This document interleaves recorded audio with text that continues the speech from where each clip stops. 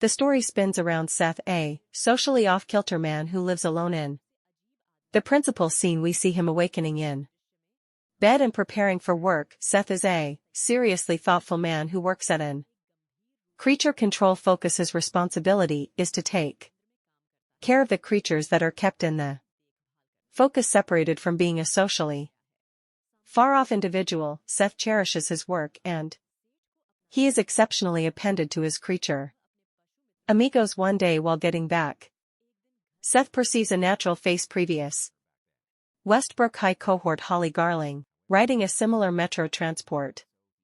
He really liked her in those days. He approaches her with her name anyway.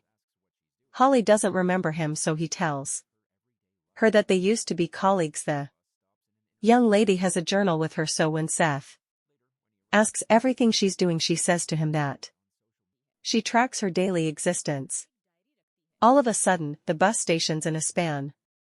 Furthermore, Holly gets off to leave some other time. When he gets back, Seth starts investigating Holly via virtual entertainment he views as her profile and sees that her relationship status is single. The next day at work, Seth looks for exhortation from security monitor Nate, who advises him to be certain. What's more, move toward her. A medical caretaker hinders their discussion, advising Seth to bring over a German Shepherd to the specialist. The fact that the canine is getting makes it uncovered too old and debilitated, so the specialist has chosen to euthanize it to cut the costs. Seth challenges it, so the specialist advises him to bring the canine back home and take care of it anyway. Since Seth can't deal with the canine, he hesitantly acknowledges the specialist's choice. In the next scene, the specialist starts the euthanization process. He infuses the unfortunate creature with a deadly substance, and before long it quits relaxing. Seth feels regretful, however he cannot do anything. Later he conveys the canine's body. Furthermore, consumes it. He then demonstrates its innocence from the enclosure. While he's doing so, Seth sees a puzzling back room and goes back to front of interest. The scene unexpectedly slices to Seth at home as he widely investigates Holly's on the web profiles. He begins to write down her preferences. Furthermore, hates and remembers them to attempt what's more, dazzle her, fully intent on getting her to go out with him. Seth arranges an experience with Holly at the cafe, where she's a server. Holly looks very yet again gorgeous, and he draws near her anyway. Holly doesn't remember him, so Seth advises her that they met on the transport recently and they used to be cohorts. Seth then welcomes her to her most loved vocalist show, yet Holly becomes awkward and excuses him, is weirded out by the way that he knows a lot about her. Some other time when she's getting back, Holly detects that somebody is following her. It is obviously Seth. At the point when she shows up there, she tells her companion Claire that somebody was following her anyway. Claire thinks her companion is just feigning. Some time after, Holly gets a call from her plastered ex Eric, who tells her that he misses her. Holly gets a bouquet at work the following day, and accepting, at least for now, that they're from Eric, she goes to the bar where he works. Yet amazingly, he tells her that it is not from him. Befuddled, Holly goes out to smoke, and this is the point at which she's drawn nearer by Seth, who has been following her. He defies her, noteworthy that he was the one who sent the roses. Holly thinks he's a sociopath and requests that he leave her alone. Seth will not acknowledge her dismissal, and this prompts an actual showdown. Luckily, Eric shows up in the scratch of time and tosses Seth out of the bar. However, the fixated man can recuperate Holly's dropped composing diary.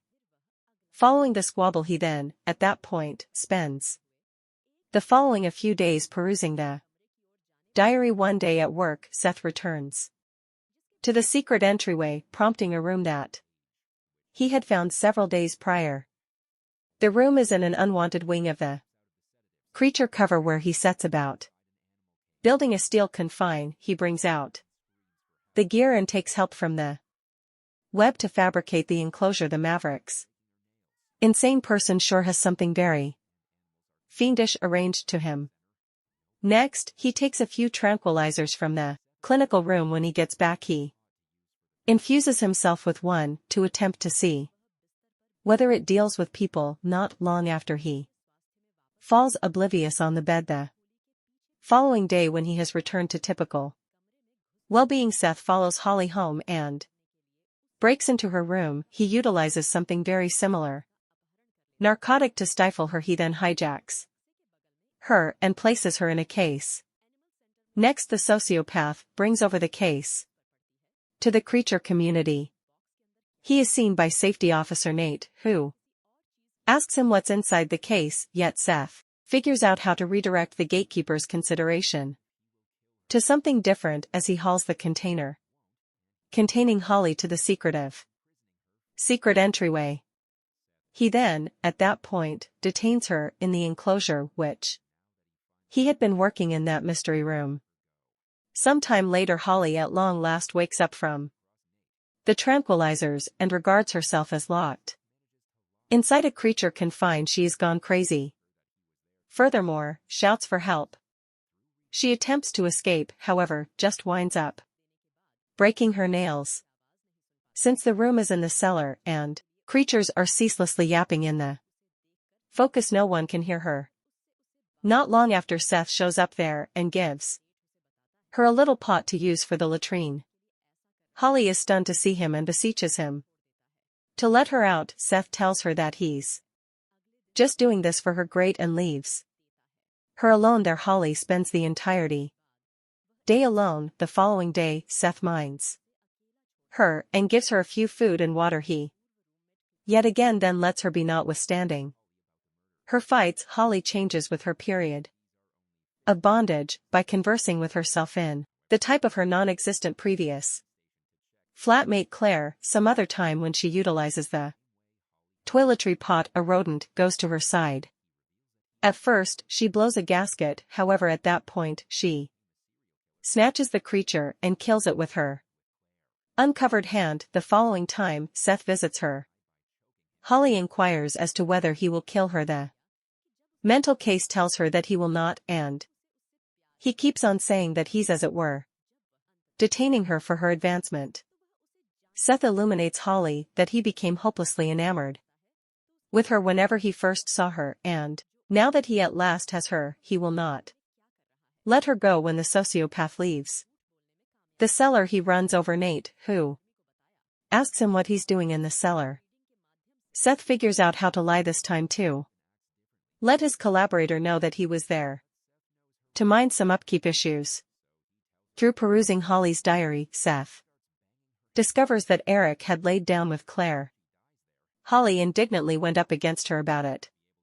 During a vehicle ride, angrily she kept speeding up the vehicle until they were hit by a truck. Despite the fact that harmed Claire made do, however, Holly lethally wounded her with a glass shard.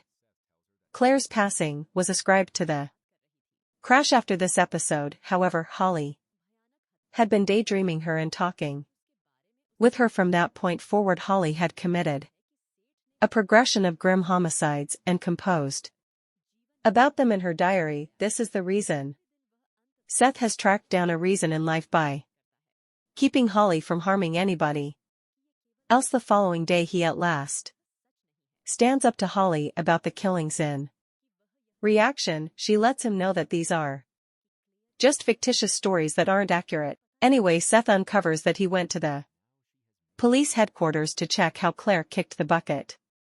He figured out that it was the same way Holly had referenced in her diary. Also, he uncovers that he had been following her for quite a while and had found how she turned into a sequential executioner subsequent to getting her most memorable taste of blood with Claire. Is likewise uncovered that Holly had killed one person by gagging him and one more by consuming him. Seth lets Holly know that she is a mental case chronic executioner, and this is the Justification for why he had abducted and locked her in the enclosure. In the wake of saying this, Seth lets her be. Again, over the course of the following a few days, they take part in mental brain games against one another as Holly starts to slip subtleties to attract Seth. He keeps up with that. Holly committed the other murders out of culpability for not being gotten over Claire, yet Holly counters that she kills just for delight.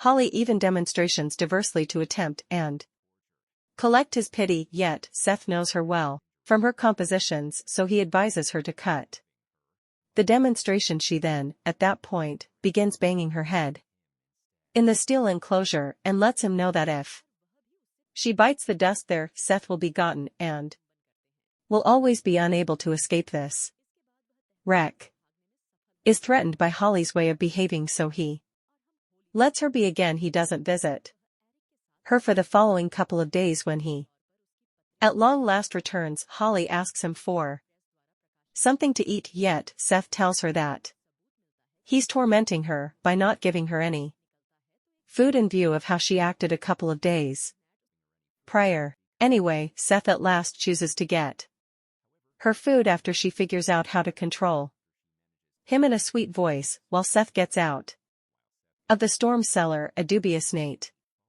follows him and finds Holly anyway. She intentionally occupies Nate so that Seth, who has gotten back with, has opportunity and energy to overwhelm him. Furthermore, Holly's control and much asking.